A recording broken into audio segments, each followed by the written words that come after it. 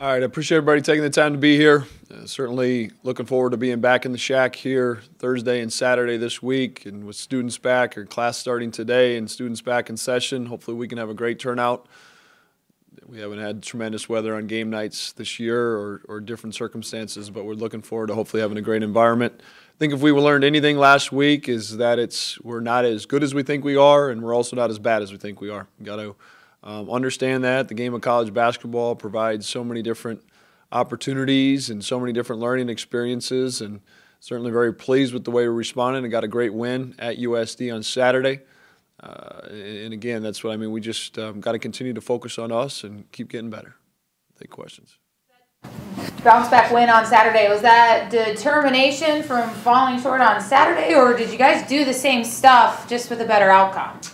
Yeah, I think we cleaned some things up, and really those Thursday, Friday in between, just primarily focused on North Dakota State, and you're not going to beat the opponent if you're not locked in and taking care of things that you can control yourself. And we understand that. I understand that. We just got to keep moving forward with our group. If we do those things, we'll put ourselves in situations to be successful.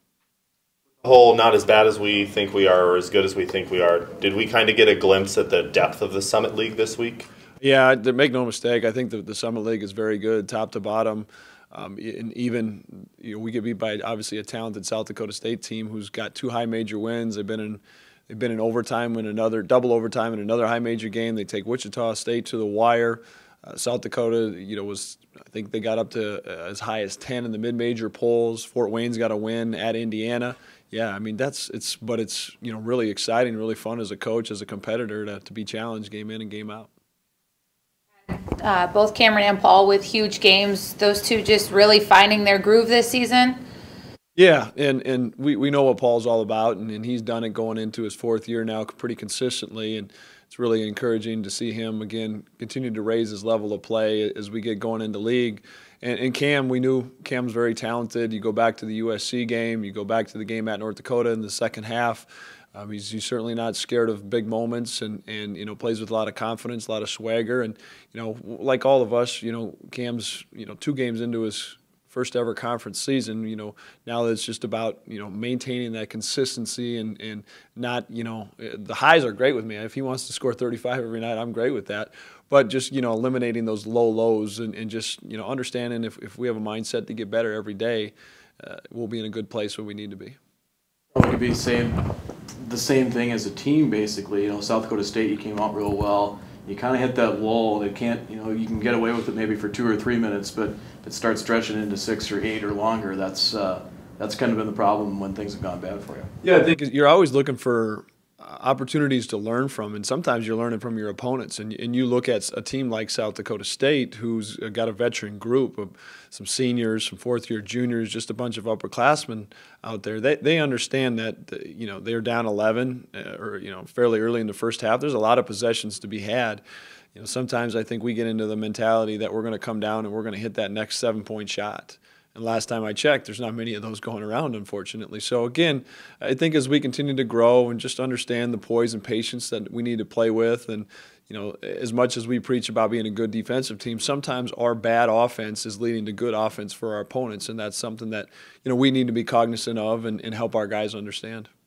Look at Denver, you guys. They had a rocky start to their Summit League schedule, but probably not safe to say that's who they are as a team. Oh, I couldn't agree with you more, Beth. That Rodney's done a good job in his 2nd year, and they got a lot of guys coming back that have been there, done it. The Neff kid was hurt, from my understanding, with a foot injury, and now he's slowly working his way back. And Joe Rosga's as good a guard as there is in this league. Amigo is just a big, talented young man that can score and get you some easy buckets. And you go back to what they did to us at their place last year. That's still pretty fresh in my head. So, they'll have our full attention like everybody will, at this point of the year.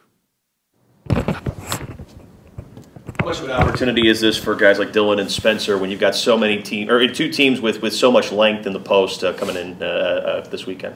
Yeah, Dylan, Spencer, and Rocky has really been a nice 3-headed monster, so to speak, where we can, part of what we're trying to do in a little bit is just, get those 3 through and see what type of game it's going to be and who's going to be more productive in different situations within that game.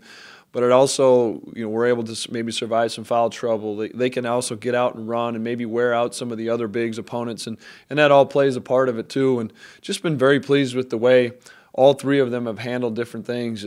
Spencer's a guy that could have buried himself just the way the last couple of years have gone, but he's really provided us a tough spark defensively and started to, have some success offensively, which is really encouraging. I think we all can see, at a quick glimpse how talented Rocky Cruiser is and is really going to be. It's just a process, and probably maybe the guy I'm really most pleased with is Dylan Miller, a guy that easily could have held his head with some different minute rotations and hasn't, and building that consistency with himself in practice will certainly help him and us in games.